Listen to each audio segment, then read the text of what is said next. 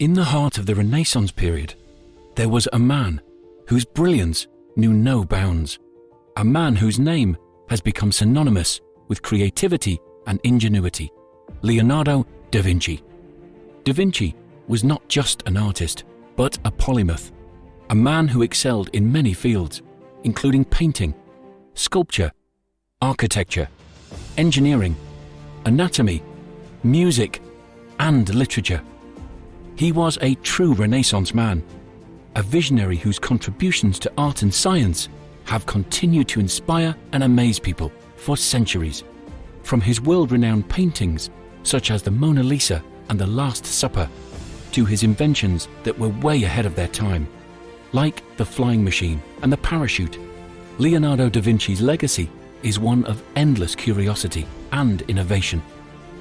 In this video, we will discover the mindset, techniques, and strategies that allowed him to rise to legendary status. By employing some of the same methods, our own work can benefit from the ingenuity of one of history's most forward thinkers. Get curious.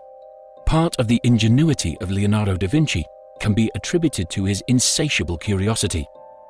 He was deeply fascinated by the world around him, and from an early age, cultivated an obsession with truth and beauty.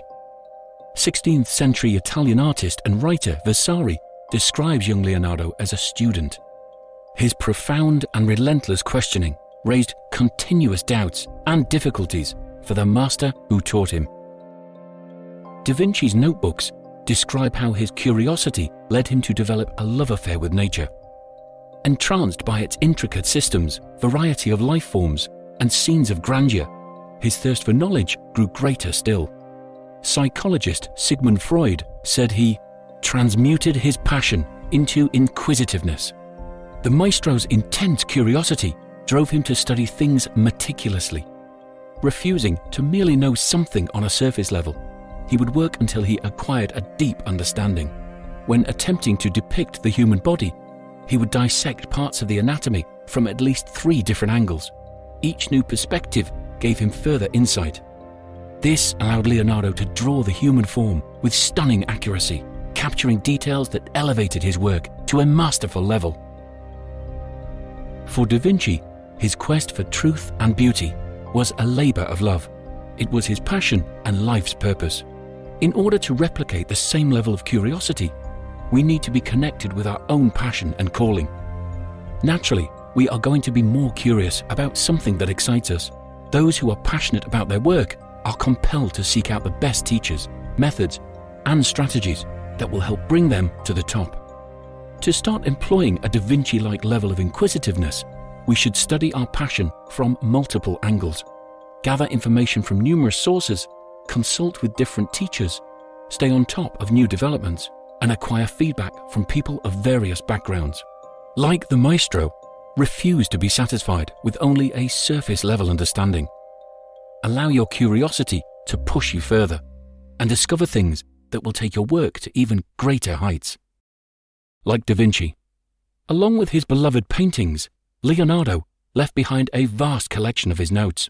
We have over 7,000 pages, and scholars believe this is only half of the total. They range from observations, philosophical musings and jokes, to entire treatises on botany and scientific theory. They also contain sketches, technical drawings, and plans for inventions that would be realized hundreds of years after his death. Translators have had a difficult time deciphering the notes due to the unruly manner in which they were taken. He would jump to different subjects on the same page, repeat himself numerous times, and add seemingly unrelated sketches and doodles. His journaling was wild and free-flowing, a non-judgmental expression of thought and observation. Surprisingly, Da Vinci had a limited formal education, which gave him a chip on his shoulder. He was proud of being self-taught, stating that his true master was experience. This attitude allowed him to become the icon that we know today, refusing to be bound by old and rigid ways of doing things. His notebooks are yet another example of his rebellious spirit. Like Leonardo, take your notebook everywhere and write in it regularly. Jot down observations, ideas, questions, insights and theories, anything that evokes intrigue. Make no judgment of what you put on the page. Don't be afraid of mistakes and pay little regard to organization. Let it flow, and like the maestro, add sketches and symbols to help stimulate your creative mind. For Da Vinci, note-taking wasn't just about recording information, but an exercise in freedom of thought. Whenever you're facing a creative block, go back to your journal. You'll be surprised at how much inspiration it can provide. Absurd and unusual associations often lead to creative breakthroughs. Retreat into nature. As a boy, the charming Tuscan scenery set a backdrop for much of Leonardo's childhood. With its sweeping vistas and floral-scented forests, no one could blame him for forming such a close connection to nature.